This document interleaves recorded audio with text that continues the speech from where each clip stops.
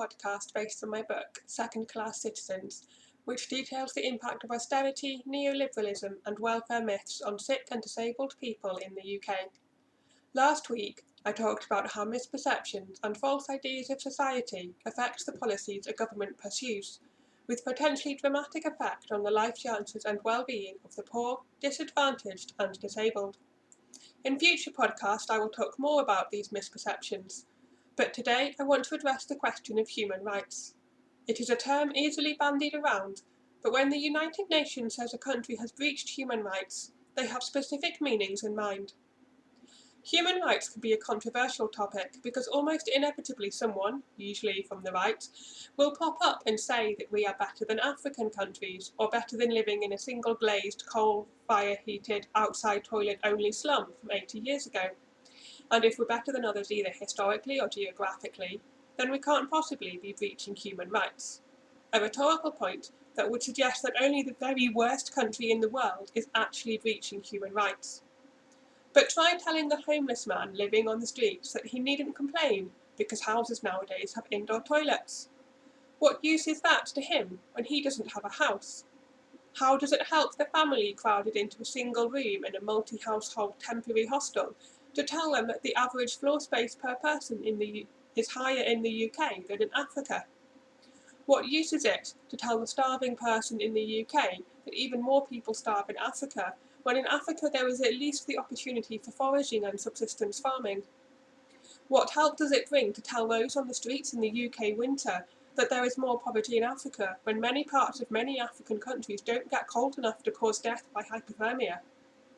The fact that there is poverty in Africa does not mean that there is no poverty in the UK. Just as owning a smartphone in the UK does not mean that a person is not poor, any more than owning a smartphone and a TV in Africa means that a person is not poor. But none of these discussions of poverty address what it actually means to breach human rights. So that is where I start with second-class citizens. After the horrors of World War II, there was widespread international consensus that a new framework for international law was needed. Countries wanted to make sure that the social conditions that eventually resulted in the Holocaust could not happen again. Humanity needed a common standard of fundamental rights that, universally applied, would prevent a repeat of the barbarous atrocity of the Holocaust. The declaration of these basic human rights was to remind us that we all, whatever our ability or lifestyle or race, have a minimum level of humanity that merits minimum decency of treatment. Drafted by the representatives of multiple countries, the UN Declaration of Human Rights had to achieve consensus amongst people from a wide range of legal and cultural backgrounds. It had to sift out which rights were basic across all peoples and societies, and which were not. The result was a comprehensive document of 30 articles, or statements, regarding the basic rights of all people that applied across all times, places, and cultures. These ranged from the right to freedom from slavery and torture, through equal recognition before the law, to the right to personal development. Whilst careful not to declare as a fundamental right anything that was culturally bound, the agreed-upon minimum included not just surviving at the physical level, but also the right to live in an environment that promotes thriving at the social and cultural level. The UN recognises that achieving human rights takes time and resources. Basic rights simply can't be achieved overnight, even if a country had all the resources necessary. The UN therefore only asks that countries firstly meet a minimum core of rights, and secondly work towards the provision of full human rights. The minimum rights are the right to essential food, essential primary healthcare, basic shelter and housing, and a basic education. Any country in which a significant number of individuals do not have access to one or more of these is, prima facie, breaching human rights. The minimum core is not an indicator of success in achieving human rights, but rather is one of two sufficient conditions used for defining a breach of human rights.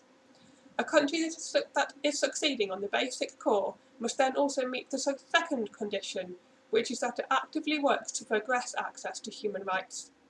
The UN requires that a state that has ratified a given UN convention must, and without delay, take intentional, real steps to improve human rights.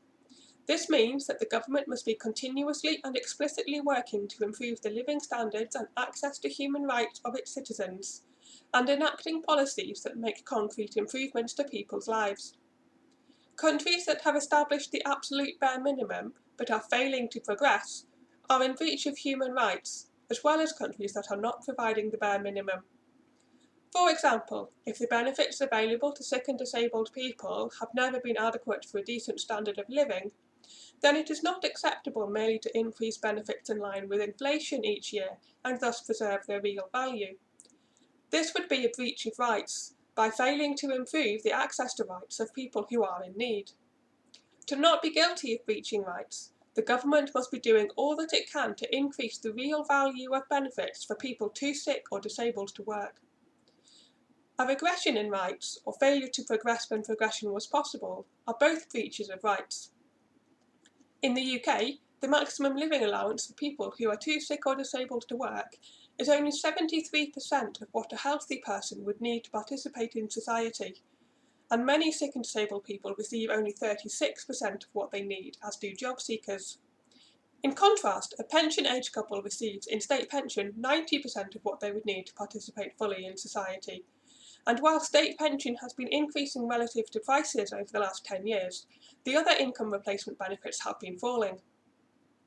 The UN accepts that a country may, at times, have no choice but to find itself going backwards. There may be particular economic or political circumstances that mean that the current state of human rights cannot be maintained.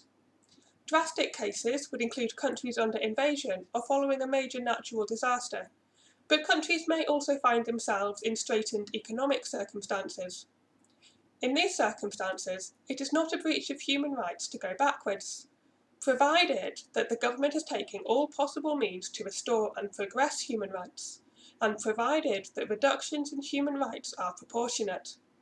The country remains under an obligation to provide the core minimum rights and to devise strategies for improving the enjoyment of human rights. The question of proportionality is important. The first step for a government suffering economic constraints, such as a recession, is to maximise the resources available to it. This may be through direct money creation balanced by appropriate taxation, so that it can continue to spend on improving or maintaining human rights for its poorest and most disadvantaged citizens.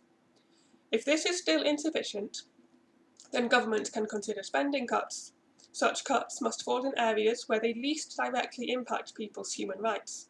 Inevitably, this means that cuts should impact the better off, who will lose access only to some of their luxuries, rather than on the poor, who lose access to necessities. There is a vast difference between taking £20,000 from a family with £100,000 compared to taking £2,000 from a family with £10,000, because the former will still have more than enough to live off, whilst the latter would be pushed into even deeper destitution. Thus, the cuts that should fall on the rich, even when in absolute and proportionate terms they are heavier than cuts on the poor, because the rich can afford these cuts without losing their human rights. But this is not what has happened in the UK.